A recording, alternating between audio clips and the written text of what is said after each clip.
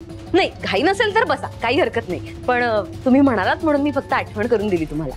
चला येतो. गुरुजी काही घेतलं नाही तुम्ही? नाही पुढच्या वेळेला घेईन. चला येतो मी. धन्यवाद. Thank you thank you. धन्यवाद.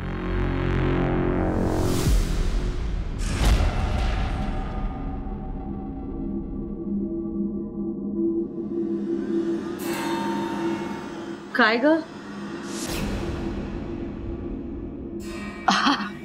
काही नाही हो मम्मा, सहजच. मणी सर प्लीज ऐका माझं. त्यांचा काहीतरी गैरसमज होतोय. मणी सर त्यांना नाही माहिती आपण गेल्या 7 महिन्यांपासून तुम्ही मी आपलं बाळ एकत्र आहोत.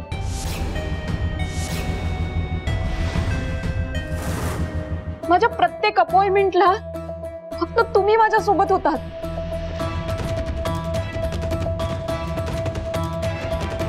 आणि सर त्यांचं नका ऐकू प्लीज प्लीज. काही गैरसमज करून घेऊ नका.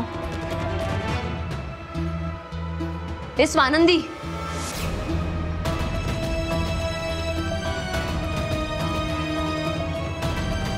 स्वानंदी बास झालं. काय नाटकं चालू आहेत ही? वैद्य बुवा काय बोलून गेले हे ऐकलेलं नाहीयेस का तू? काय म्हणाले ते? बाळाच्या बापाने बाळाजवळ असणं गरजेचं आहे.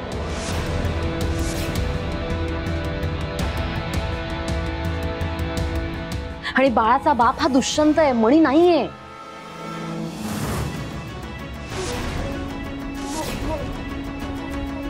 हे तुला माहित असून सुद्धा मणी जवळ सारखी का चिकटायला जातेस तू? स्वानंदी एक गोष्ट लक्षात ठेव, तुला तुझ्या आणि दुष्यंतच्या बाळावर चांगले संस्कार करायचे असतील तर तुम्ही दोघांनी एकत्र येणं गरजेचं आहे, एकत्र राहणं गरजेचं आहे.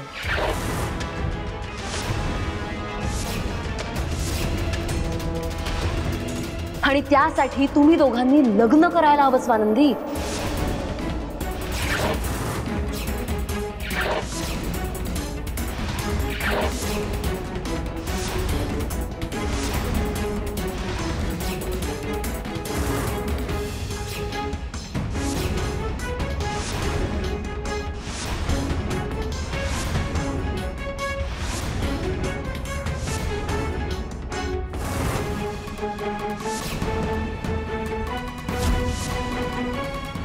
संचिता मॅडम अहो काय बोलताय तुम्ही?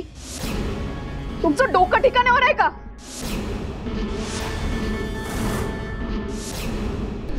तुम्ही माझ्या आणि मणी सरांमध्ये फूट पाडण्याचा प्रयत्न करताय.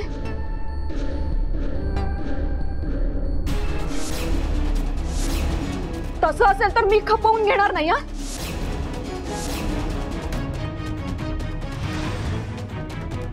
आणि इथून पुढे जर तुम्ही असं वागलात तर मी